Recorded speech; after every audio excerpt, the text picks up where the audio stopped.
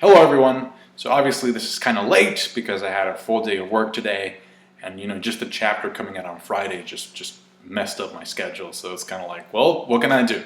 So yeah, that's why this is late. That being said, we start off with Uholicia, and apparently there's like some polygamy thing going on because like she was planning on Sai being her 26th husband. Unless she actually divorced each of the 26 and then, she's marrying Sai. But it was very weird. Then we go to Cacao Island, Chocolate Town to be precise. And I have to be honest, I feel like that whole scene, that whole sequence with Pudding and Sanji and Chiffon, I think it went on for way too long. I definitely think it could have been like a lot shorter, but at the same time it was kind of funny, especially Pudding's idiosyncrasies and just like facial expressions and gestures and just behaviors, just super wacky. She even gives Sanji the finger at one point. She's just thinking to herself and like kind of flipping him off, and it's like, Sanji, after you're done with that cake, it'd be real nice if you could cook some meds for Pudding. Imagine the three of them getting high while cooking the cake. That would be a great plot twist. And Pudding does this thing where she pretty much handcuffs Chiffon so that people won't go at her. She's like, it's all Capone's fault, so look away from her. And in fact, she actually puts her acting skills to the test because she's very sweet and be like, I'll make the best cake. I'll try to stop her and everything. So she's fooling all these people, and then she tells the chefs to walk into the factory one by one so that she can pretty much rearrange the memories and make them think that the cake got ruined because of bad weather. Now, really, when you think about this prepping the cake scene as a whole, which is a pretty big chunk of the chapter, it really has three purposes, all right? The first one, like I said, is for comedic purposes. It's humorous, it's funny, especially Pudding. So it's to make you laugh, which it did, at least in my case.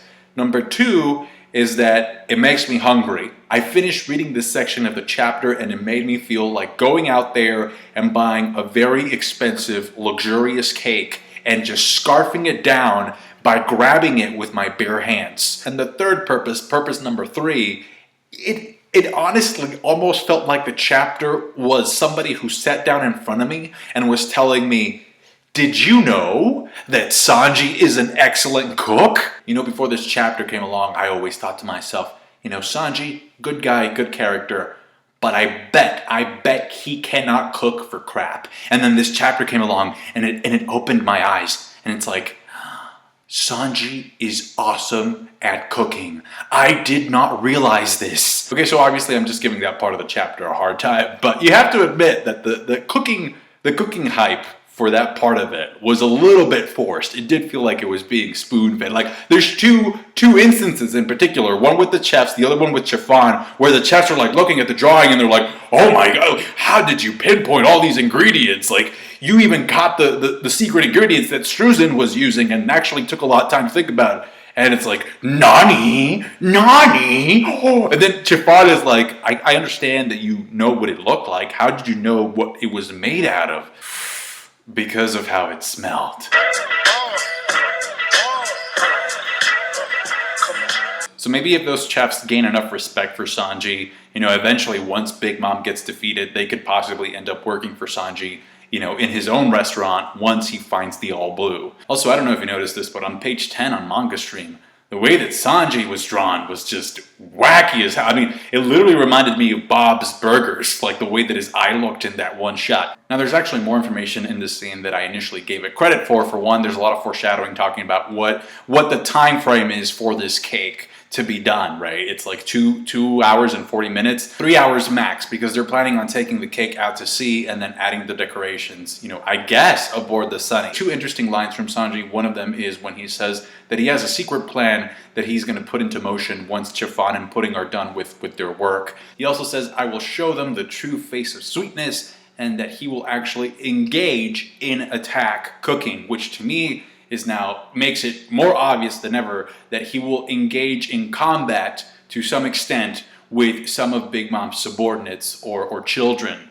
I'm rooting for Daifuku, but hey, oven is, he can use him as an oven to cook the cake. That's another thing. If you look at the way the scene is written, it has a lot of similarities with the chapter in which Capone pretty much tells the viewer, the reader, what the plan is to take down Big Mom. It's kind of like, Oda is telling you this is their plan, and usually when you have plans that are so well established, it's meant for them to not go, accordingly. It's meant for them to just collapse and be chaotic by the end. So this just feels like it's something similar to that, where it's just not going to work out as peacefully as they would intend. In fact, I think, Pudding starts out by telling the fodder people, please, if somebody comes near this factory, don't let them in. And so I definitely read that as Oda saying, oh boy, there is somebody who's going to try and barge into this factory, and these fodder people won't be able to stop him. Why else would that line even be there if that weren't the case? Especially also because Sanji's role in making the cake, it sounds like his role is only really crucial. It's only necessary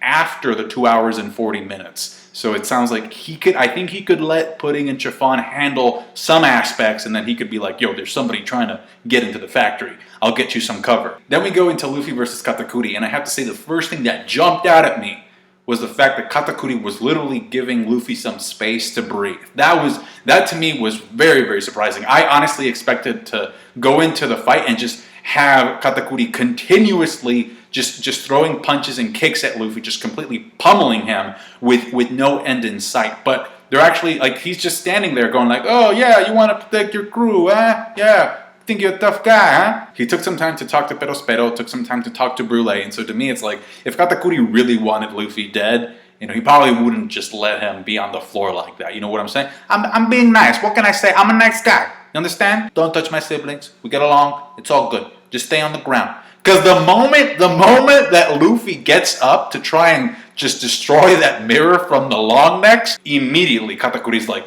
you overstep your boundaries, my boy. You overstep your boundaries. You have no idea how uncool that shit is. I told you, I would shut you down. No exceptions. Clobbered again and again until you come up with something new. He even pulls out these tarantula legs on him, these spider legs to try and kick him.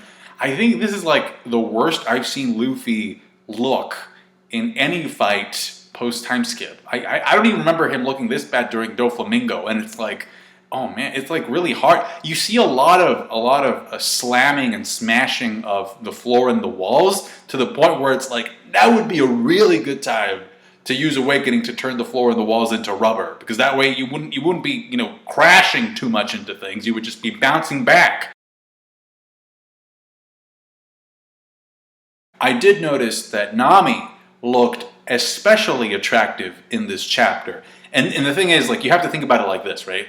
If you're fighting one dude, if you're 1v1ing a guy on one end, and then you have this smoking hot girl on the phone, and she's trying to call you up for help, you're going to be distracted. They're shooting fire arrows into the sunny to try and burn it. So Luffy's just like, just smash all the mirrors and I'll find another way of getting back. Which to me, I remember Capone said that the fire tank pirates had their own mirror waiting at their ship so that, because they were going to escape the mirror world in different directions, right? One mirror led to the sunny, the other one led to where Capone's ship was. So, Capone could still play a role, and then after that they can just go to Wano together. Unfortunately, however, before Nami can give the order to smash all of the remaining mirrors, Carrot, who is the lookout, notices that there's a giant freaking wave coming at them. It's a tsunami. It's actually a homie that Big Mom created, because you see the stupid face, which honestly I thought that was a great way of using her ability. The fact that she can, she can put part of her soul into water to the point where, if you think about it,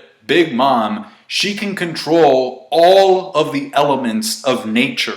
She is a more obese and sick version of the Avatar, but the Avatar nonetheless. And that's not even taking into consideration her haki and her own physical strength. Plus, she's still being nerfed because Zeus and Prometheus aren't there with her. Can you imagine her riding a tsunami while at the same time having Zeus and Prometheus there? I think it's obvious that somebody has to show up to help them there. There was a shot of Jinbei just kind of looking at the situation that kind of made me think that maybe he'll do something. I mean, he can literally take water and sort of shoot out water currents and stuff.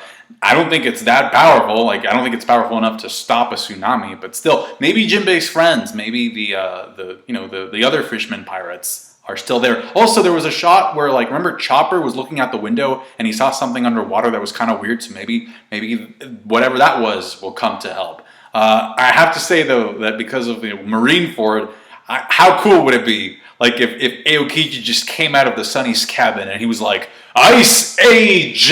And just froze that tsunami wave on its tracks. I mean, obviously it's not going to happen. I just think it's crazy how Aokiji literally like just froze 2 tsunami waves just casually, just by extending his arms. Also, if the wave ends up hitting the Sunny and the mirrors aboard the Sunny end up drowning, wouldn't that cause the entire mirror world to flood? Or at least some water to just get in there? You know, because I remember, like, I mean, Jinbei made it very clear that, like, Katakuri is kind of like, you can kind of use water to sort of, like, deal with his stickiness. That being said, I do not think the Straw Hats are doomed.